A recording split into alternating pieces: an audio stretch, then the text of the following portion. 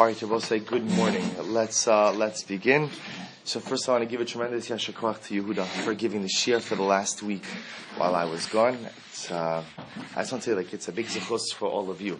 That Baruch Hashem, that thank God we have such a wonderful Maggid shiur within our midst, and that someone who's always able to bring it alive. And I feel incredible hakaras hatov, and I hope all of you express your hakaras hatov to him as well. So let's begin about say. So today's daf is daf hey. We're picking up from the top of daf hey. We're going to dedicate our learning today in the zechus of a refuah shlema for Rafael Daniel Mordechai ben Chaya Shifra. Daniel Lansky is a young man in our community facing significant health challenges. We hope that in the merit of our Talmud Torah, he will have a complete and enduring refuah. Amen. So let's begin top of daf hey. So remember again, what the Gemara is doing over here is the Gemara is going through each of the different forms of Kiddushin, and the Gemara is going ahead and actively working towards them to figure out their sources. So says the Gemara, Uminayin sha'af bishtar. How do we know that Kiddushin could be affected through a shtar? V'dinhu. So the Gemara says this is a kavach omer. Uma kesef shein motzi machnis shtar shemotzi eino din shemachnis. So the Gemara is something very interesting. Kesef, money, which doesn't have the ability to go ahead and dissolve a marriage, has the ability to go ahead and affect the marriage. So shtar, which has the ability to go ahead and dissolve a marriage, should certainly have the ability to affect the marriage. To which the Gemara says that kal v'chomer doesn't work, and I'll tell you why. Malik kesef shekin podin bo hekdish u'maiser sheni. So the reality is kesef has another aspect to it. What's the other aspect of kesef?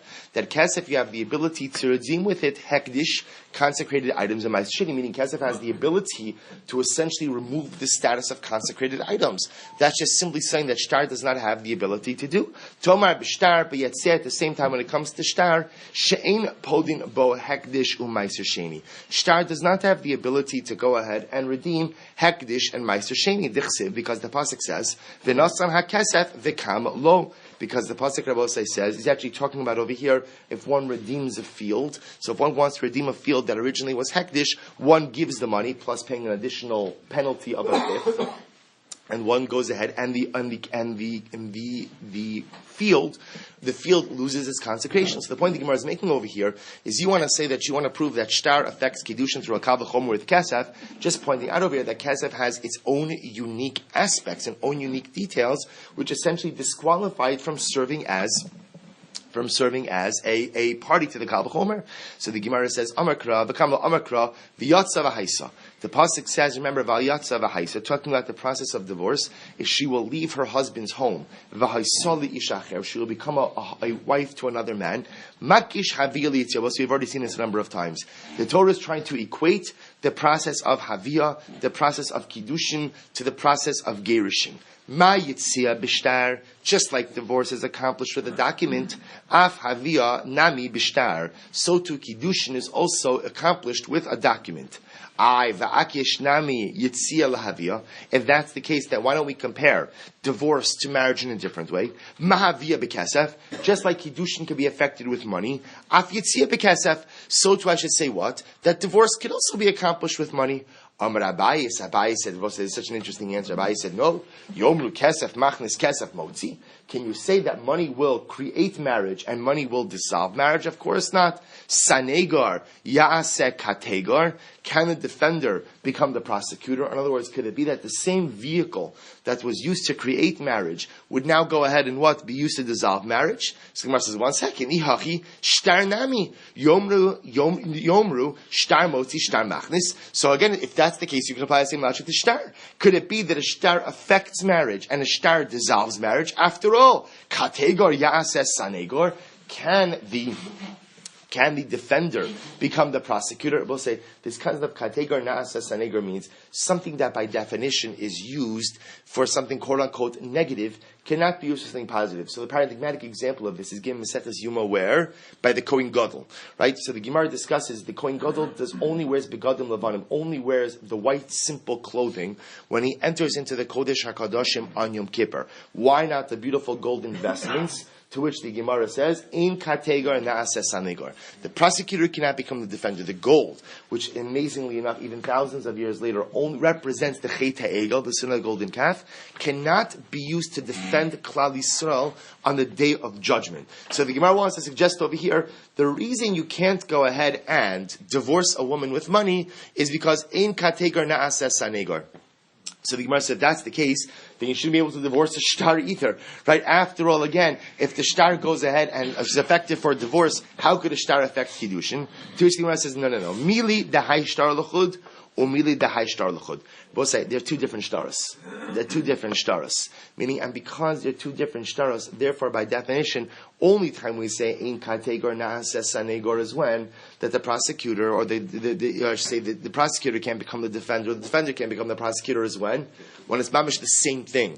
But when we say, it's true, we call all of these things generically a shtar, but a shtar kiddushin and a shtar gerushin are two dramatically different shtaros. To which the Gemara says, we lead the high shtar l'chud. Hachanami. Why don't you say the same thing by money? Hachanami. High kaspa l'chud. The high kaspa l'chud. Why don't you say the same thing over here? This coin is one way, and this coin is separate. It's not the same money. It's meaning the husband's not using the same money. Wouldn't be using the same money to be makadesh his wife and to divorce his wife. It's two different monies. Therefore, why can't you make the same argument and allow him to divorce her with money as well? To which the Gemara says, Tiva miachatu. It might be two different coins, but the coinage, the tiva, the minting of it, in other words, the symbol on it is the same. In other words, that money is money is money. And the same chefza of money cannot go ahead and be used to go ahead and affect marriage as well as to dissolve marriage. Rava Amar, so we'll say, remember, we're still trying to figure out how do we know that marriage can be affected by a shtar. How do you know that Kiddushin can be affected by a shtar? That's what we're looking at over here. Rava said, Omakra, the Pasuk says, V'kas of law, B'ksiva miskareshes, Ve'in miskareshes b'kesef. So we'll say, so now what we've done is, remember, the way the Gemara tried to understand over here is that the Gemara explained, let me just go back one step. The Gemara said that the way we know that you could affect marriage with the shtar is through the Gzeir Shava of V'yatza V'haisa, the Hekish, I should say. So V'yatza V'haisa means what? She will go out of her home divorced and she'll be a wife to another man, marriage. So the Torah links the processes of divorce and marriage. Therefore, the Gemara is suggesting the same way, ultimately, again, that marriage is dissolved with the shtar, so marriage could be affected with the shtar. The Gemara is just pointing out the problems, ultimately, again, with that particular Hekish, because the logical progression of that is, therefore, if you're linking marriage and divorce, then why don't I say the same way that marriage can be affected with money, then what? Marriage can also be dissolved with money. But we know that's not the case. We're trying to figure out why that's not the case. Rava says, I'll tell you why. Amakra, the Pasuk says, the kas of law. The Pasuk says, "V'kas of la sefer krisos." What does that teach us? B'ksiva miskareshes ve'ina miskareshes b'kesef. It teaches us that a woman is divorced with writing, with a get, and she's not divorced with money. Therefore, you see from here that this is the limud. Therefore, divorce only takes place by shtar, but does not take place through money. Ve'ima b'ksiva miskareshes ve'ina miskareshes b'ksiva. But then, why don't you say maybe it means that she's divorced through writing, i.e., through a shtar, and she cannot be married through money? Haksiv, that can't be. I'll tell you why. That doesn't work. Because v'yatza v'haisa. Because the Pasuk says that she will leave the husband's home and ultimately, again, she will be to another man. So the Gemara says, Umarais. So now understand what the Gemara is doing over here is the Gemara has two opposite drushes, each of which yield a separate conclusion. So the Gemara says, why do you feel fit to darshan the psukim ultimately in this particular way? Mistabra, because it would appear, or it appears logical, kai begerishin, mema'it gerishin. That I will say, if the Pasuk is talking about divorce, it's coming to exclude a manner of divorce. In other words, so the Pasuk is talking about divorce, therefore it's coming to exclude kesef for gerishin. That you cannot use money to go ahead and affect gerishin. Kai begerishin mema'it bekiddushin. Does it make sense that the Pasuk is talking about gerishin, but would be coming to exclude shtar from affecting kiddushin? That doesn't make sense. Therefore, I will say, so bottom line, the way the Gemara is understanding it over here is that v'yatza v'haisa, the Pasuk of Yatza V'haisa, or I should say the phrase Yatza V'haisa, is coming to teach me that the processes of Gerushin and Kiddushin are linked. For what purpose? To teach me that just as Gerushin could be accomplished with a shtar, so too Kiddushin could be accomplished by a shtar as well. Fine. Or Rabbi Yossi Aglili da'apik leila haikra ledrasha achrina she'ina miskareshes bekesef milai. So both say, according to Rabbi Yossi Aglili, and we'll see this later on, who uses this pasuk to teach me a different drasha. From where does he know that a woman cannot get divorced with money? Where does he know this from? To which the Gemara says, Amakra, Sefer Krisos. Because the pasuk teaches us that what? Sefer Krisos, a book of division. Sefer Karsa, ve'ein davar acher Karsa. It teaches us that what? That a book dissolves the marriage and nothing else dissolves the marriage. V'Rabbanon. But according to the Rabbanon, Hai Krisos my Adi. So now, Rabbi Yossi Aglili seems to have a very straightforward drasha. Very straightforward drasha. Right? Sefer Krisos. The Torah says it has to be a Sefer Krisos. It's only a book. It's only a document that dissolves marriage. Nothing else dissolves marriage. To which then leads us, the Rabbanon. Why don't they darshan this? V'Rabbanon. Hai Krisos my Adile. What do the Rabbanon do with this particular drasha? So listen to this, a throwback to our Gittin days. The rabbis use Sefer Krisos to teach us. Sefer Krisos doesn't simply teach us about shtar. Sefer Krisos teaches us an important yesod in divorce. That divorce is only effective if literally it dissolves the union between husband and wife. Kiddushin. As we learned, Hare ze giteich, amanash lo tishtian. So we learned this. Good morning, Mr. Schoenfeld. I said it every day, even when we were away. I just want you to know. So, mamish to random people. Good morning. Good morning. So, says the Gemara, Kiddushin. Hare ze giteich, amanash lo tishtian. Well, say, listen to this. Remember, we just had this in Gittin. This is your get on the condition that you don't drink wine. Amanash lo telchi lebeis avicha, or on the condition that you don't go to your father's home. Liolam. Say if the condition is forever, ein ze krisos. Then Rabbi say then the get is ineffective. Why is the get ineffective? Because essentially there's a t'nai that tethers the wife to the husband forever. So if that's the case, then lemaisa again that is not going to work. However, kol shloshim yom. But lemaisa again, if he says this is your get on the condition that you don't drink wine, that you don't go to your father's house for 30 days. Plus we learn this. Hari ze krisos. Then ultimately, again, this is krisos. This is, in fact, a proper type. Because I will say, remember, she's divorced now. Remember that case in Gittin. She's divorced as of now. Meaning she's divorced immediately, assuming that she'll go ahead, and we assume that she's going to adhere to the Tanai. So according to the Rabbanon, Sefer Krisos doesn't teach me that Gittin is only accomplished by shtar. Sefer Krisos teaches me an important detail in the divorce process, namely, that if husband attaches a condition to the get, that's okay, but it can't be a condition that tethers her to him forever. The condition must expire at some point in time, otherwise, it's not a davar hakoreis beino lebeino, it is not a book of divisiveness between the two of them. Rabbi Yossi Aglili learns this out from where Mekaris Krisos. So Rabbi Yossi Aglili learns that from the father. This is an important, interesting drasha. Remember, the Torah could have just said the kas of law, Sefer Kares. Sefer Kares. Why does it say the longer form Sefer Krisos? So Rabbi Yossi Aglili learns it out from the fact that the Torah says the longer version of Krisos. He makes this drasha. And the Rabbanon Kares Krisos lamashmulu.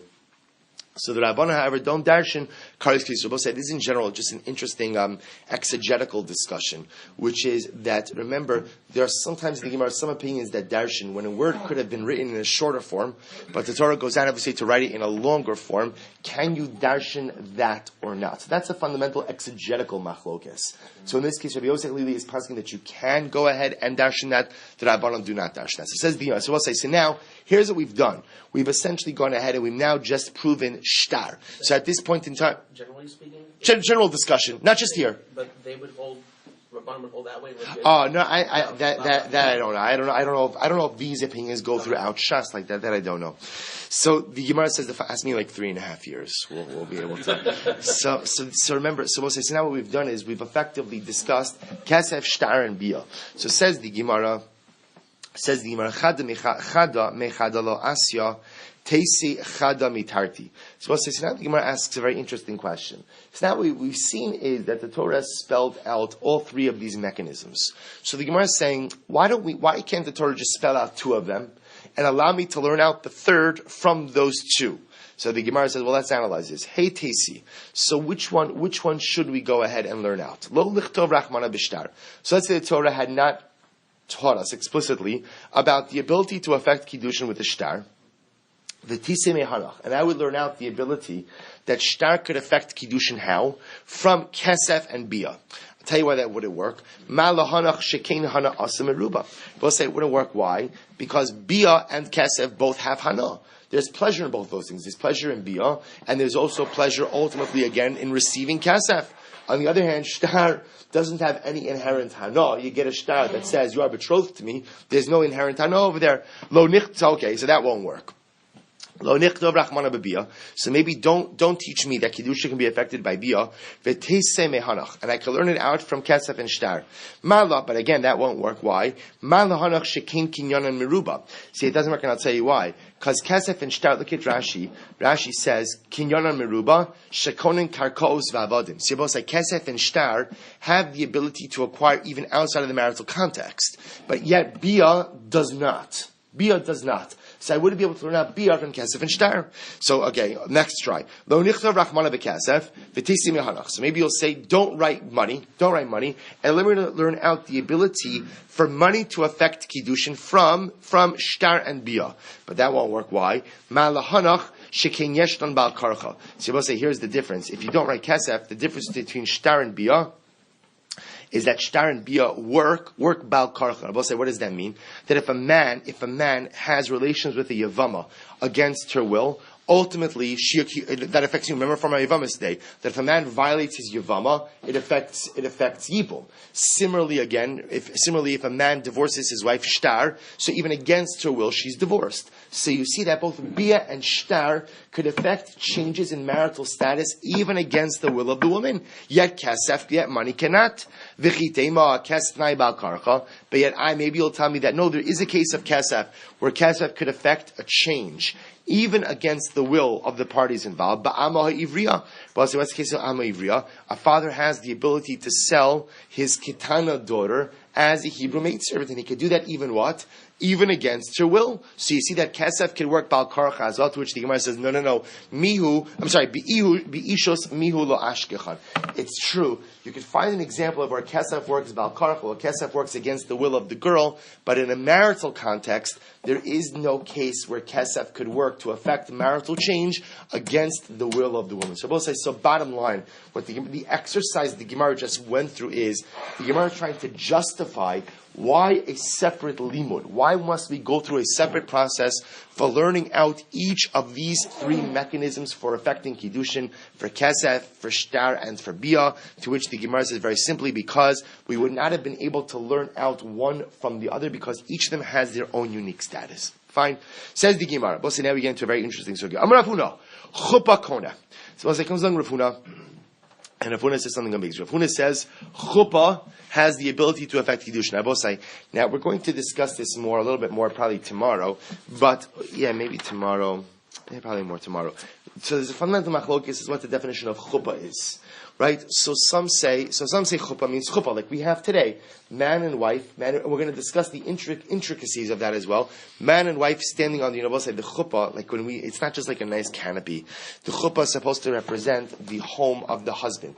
We're going to see, by the way, that according to some fascinating things, and some are still machmir with this today, that the husband has to own the makam of the chuppah. He's supposed to own the actual space of the chuppah. So actually, according to some opinions, the husband is actually obligated to pay money, a specific chuppah rental.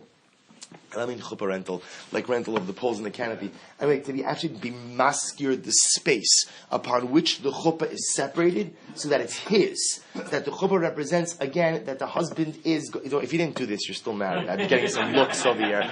You're okay. You're fine. I mean, unless you're looking for it now. If you're looking for it now, right? So again, the idea over here is that he should own that space. That's his bayis. That's his home. So that's the first definition of chuppah. Others say definition of chuppah is yichud. And we'll discuss all of these things. But with leaving aside what the specific definition is, let's just go with chuppah. So Rav Huna, chuppah kona. Rav Huna says chuppah has the ability to affect Kiddushin. Now where does Rav Huna say? So mikal v'chomer, what's the kal v'chomer? Uma kesef shino machal v'truma kona. So it's like kesef, which doesn't have the ability. So let's say a Kohen is mekadesh a woman, and he gives her kesef Kiddushin. She does not yet have the right to eat truma. So money, which affects Kiddushin but doesn't give her the right to eat Truma, Chuppah Shema Acheles, but Truma Eino Din Shetikne. So certainly says Rav Huna, Chuppah, once a Kohen takes his wife into the Chuppah, she does have the ability to go and eat Truma. So if Chuppah is good enough to go ahead and allow her to eat Truma, then what? It should be enough to affect Kiddushin as well. Eino Din Shetikne, V'kesef Eino Machil. Is that true? The Gemara says, really? When the Kohen is Mekadesh his wife with Kesef, that doesn't give her the ability to eat Truma. Is that true? V'ha'amar Ula said, O Devar Torah, Arusa Basish Alo Cheles B'Truma. Well, it's fascinating. Midda Oraisa, as soon as a Kohen is Mekadesh a woman, she in fact does have the ability to what? To eat Truma. Shene Emar, V'Kohen ki yikne nefesh kinyan kaspo. The pasuk says when a Kohen will acquire someone as a monetary acquisition. I both say that doesn't sound very romantic, but when a man gives a woman kesef kiddushin, there is an essence of monetary acquisition. If she's kinyan kaspo, if that's the case, then she's permitted to eat truma. V'hai kinyan kaspohu umatam amru eino ocheles. Oh, I both say. So now what the Gemara is saying is 1 second. Midoraisa, once a Kohen is mekadesh woman, she can eat truma. Midorabanan, she cannot. Why not? Gezera shema yimzugula kos beveis abiha v'teshkera la'achel la'chosel. But I say, what's the concern? During Kiddushin, a man and wife are not yet living together. So let's say she becomes betrothed to a Kohen. She's living at home. She goes over to her husband's home for dinner. There's leftovers. She brings her truma leftovers home to her family, and she's going to end up unintentionally sharing that with her family who are non-Kohanim.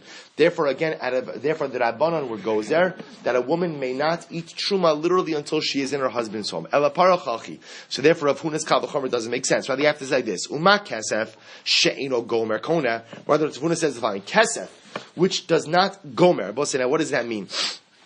Look at the last Rashi of that before you turn the page. Sheina gomer lo tzia mirushus avia lamaiseder ulirushasa. So we'll say when a man gives his wife kesef kiddushin, it doesn't fully remove her from her father's rishus. Meaning, when he gives her kesef kiddushin, her father still owns her earnings, and her father still inherits her. So if money does not fully take her out of her husband's rishus, yet it affects kiddushin. Amud beis chuppah shegomeres eno din shetikne. Then on the most so chuppah Rabbi said, which what is gomeres? Gomeres means what?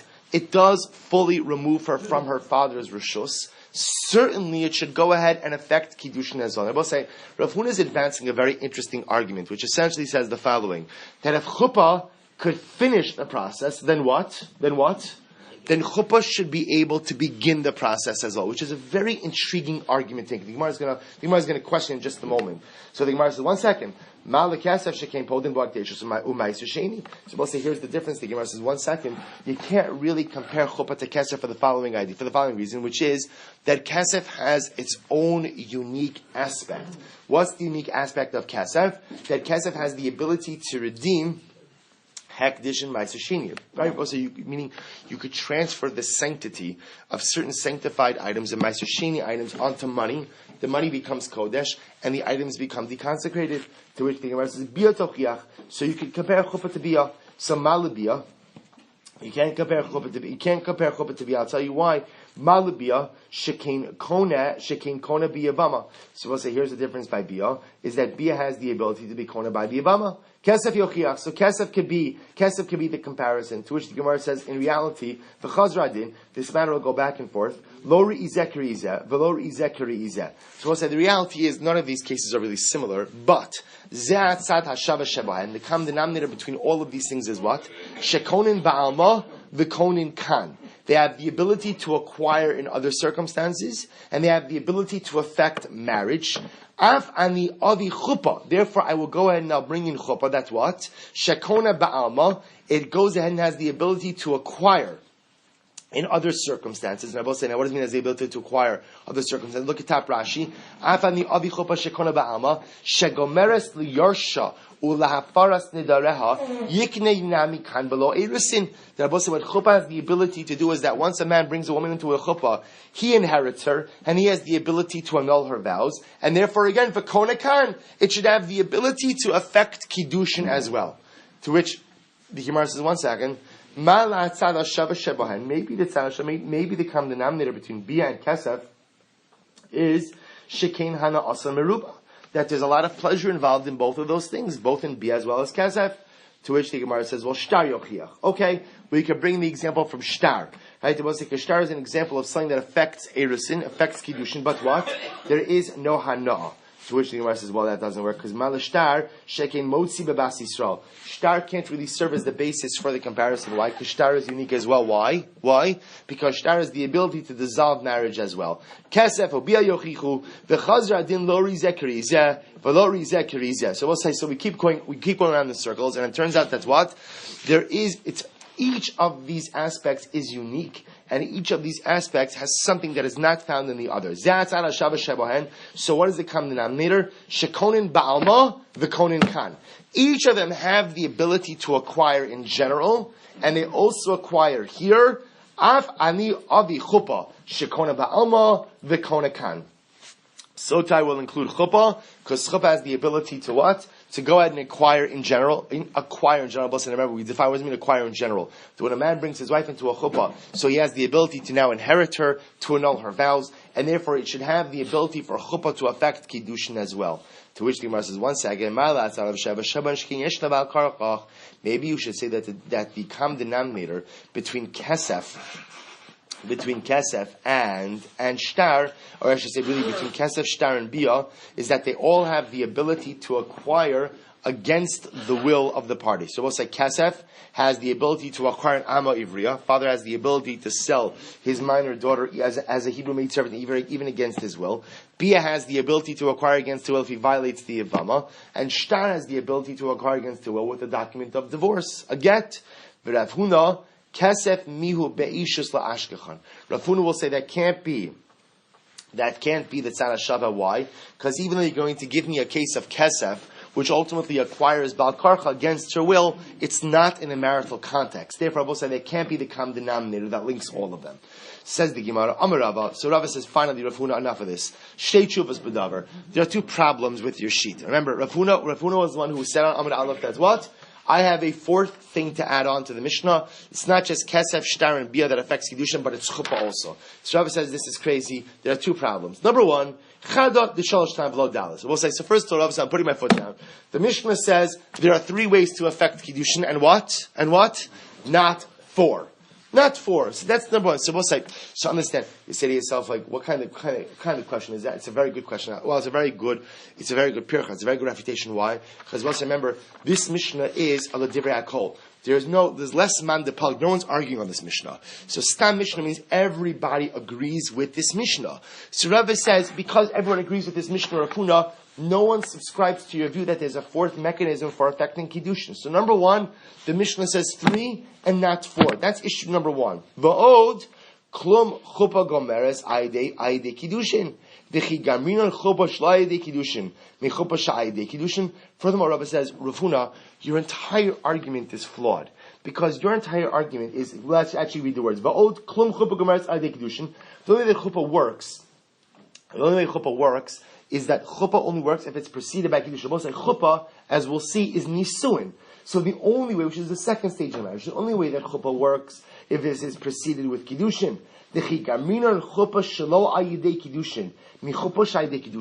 Doesn't make sense to say that since chuppah works after Kiddushin, that chuppah should work as Kiddushin. In other words, Rav Huna's entire argument was essentially that if chuppah is strong enough to be the finalizing stage, to be the final stage of marriage, then chuppah should be strong enough to what?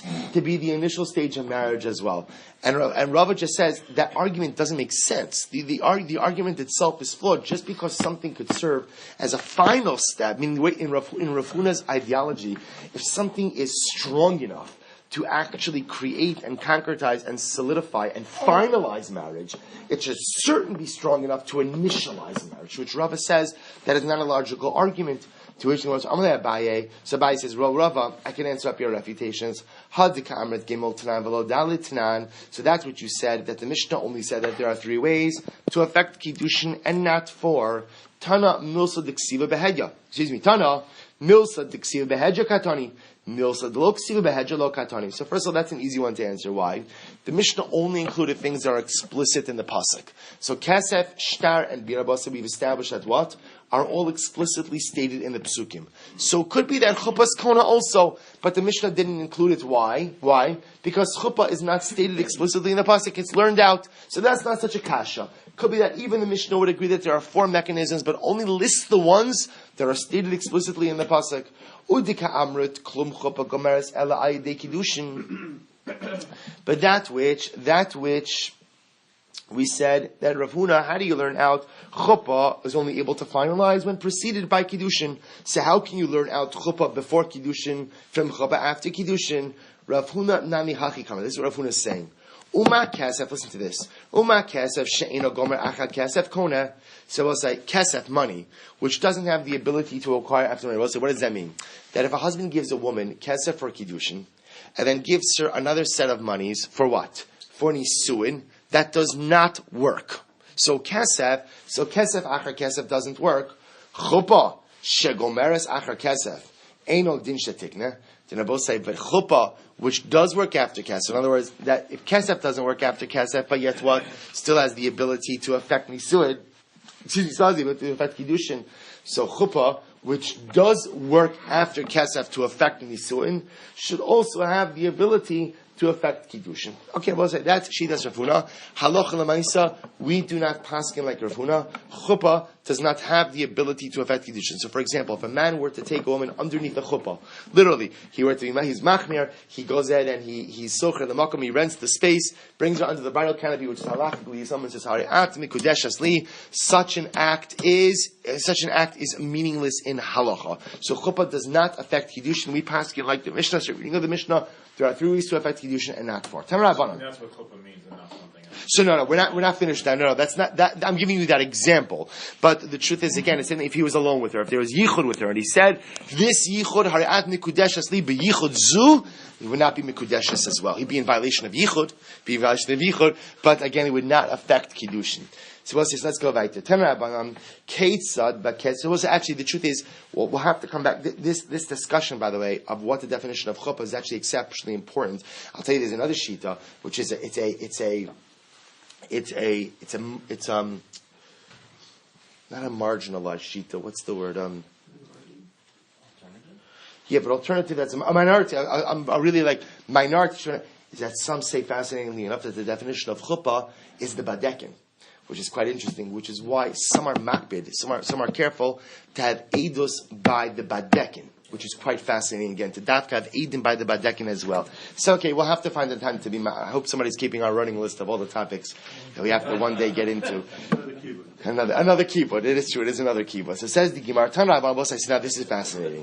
Tan Rabban, Keitzad Bakesef. So we'll say, now that we've established how Kiddushin, meaning the mechanisms, now we're actually going to get into a little bit more discussion about how each one actually works. So Tan Rabban, Keitzad Bakesef. So how does Kesef affect Kiddushin?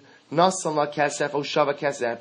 If a man gave a woman money or an item of value, va'amar la hari'at mikudeshes li, hari'at mi'ureses li, hari'at li'intu. Man says, you are mikudeshes to me, you are mi'ureses to me. So let's remember again, we saw the lashon of Kiddushin already. We translate it as betrothal, but it really is lashon of hektish, consecration, meaning exclusivity. You are mine, I am yours, or mi'ureses, I have erusin with you, or you are to me a wife, hari'at li'intu. All of these keharis and mekudeshes, these are good lashonos. These are good form. These are good verbiage. Aval hisha nasna va'amrehi. But if she gives money, right, modern woman, she gives money to him. Hisha nasna va'amri. Both say this is actually very important because this is the fundamental problem with a double ring ceremony. This is why we do not do double ring ceremonies under the chuppah. Stay away from women giving the husband anything. If you want to wear a ring, let your wife give it to you in the yichud room. It's beautiful, it's wonderful. That's not what we're talking about. We're talking about a woman giving an item of value to her husband underneath the chuppah. Profoundly problematic, could absolutely undermine the entire nature of the Kiddushin. Listen to this.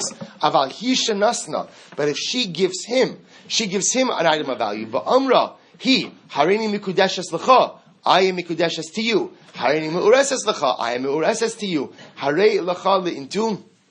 I am to you your wife, Eina Mikudeshes. She is not, there is no Kiddushin in any of those cases. Maskifa, Papa Shabosa, again, we're going to see the reason is the process must be driven. Natano? Not Natano. His older brother. Confused with his older brother. Alright. So says the Gemara. So, Maskifla Rapapa. So Rapapa raises a kasha. Taima dinasanhu. Taima dinasanhu. Va'amrhu. So the reason why the first cases work is why? Because the husband is the one giving the money and reciting the words. Hanasanhu va'amrahi. Well, say it's an interesting case. Let's say again, he's giving the money, but she's doing the talking.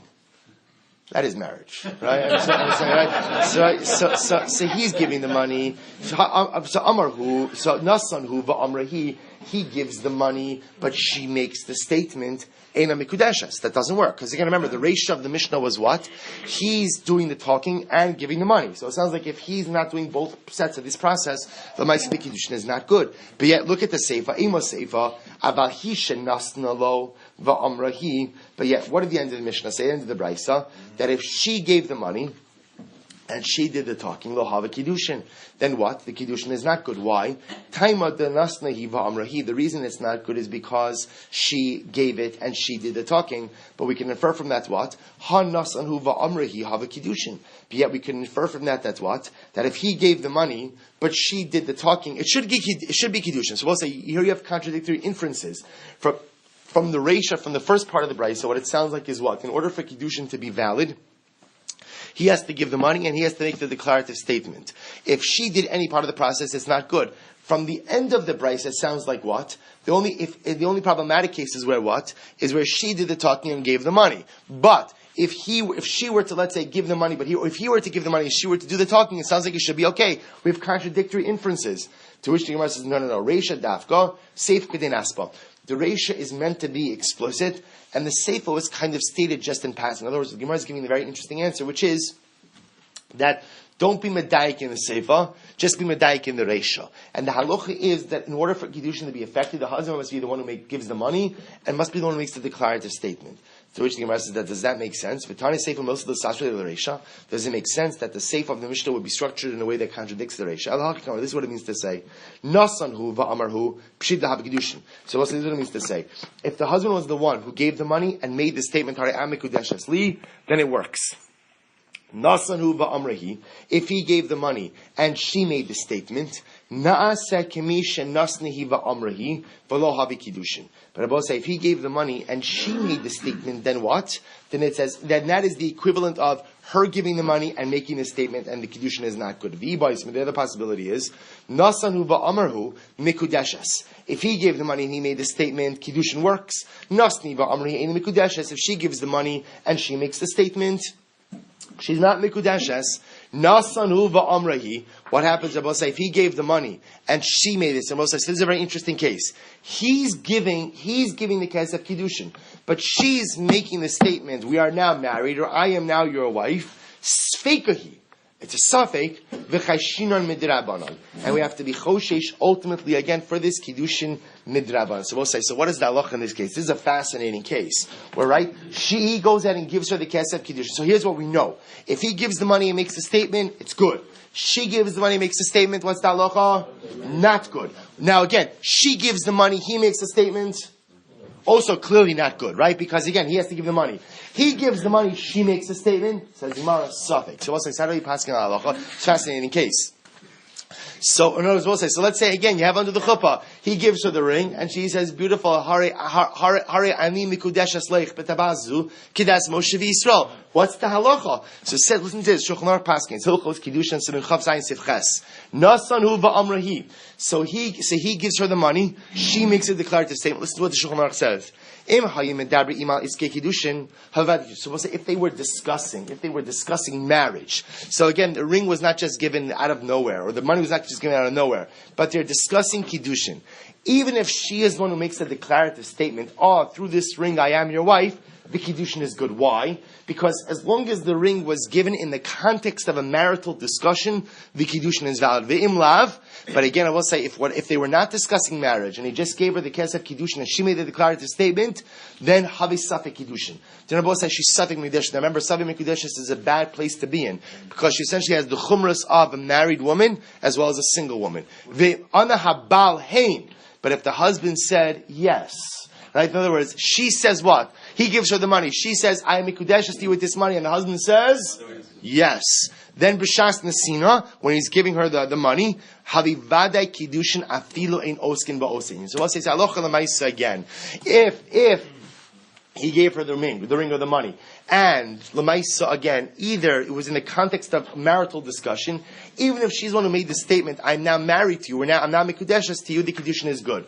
Or if she went ahead and made the declarative statement, I'm mikudeshes to you, and he says yes, I'm so excited, amen, yes, then they're married. If, however, again, they weren't discussing Kiddushin, and he gave her the item of value, and she made the declarative statement, then in that case, passing the Shulchan Aruch, that she'll be Safek Mikudeshes, she'll get the chumras of an Eishes Ish, as well as of a single woman. But we'll stop over here for today, and pick up with the 2 dots tomorrow. So we're going to see, by the way, that there's a need for some type of declarative statement by Kiddushin. That's Dafka by Kiddushin. Shtika Kodah doesn't work. Because the Shtika Kodah work, there's a simple cheshbon. He's giving her the money. What else is he giving it to her? So you'll see by Kiddushin Dafka there needs to be a declarative statement.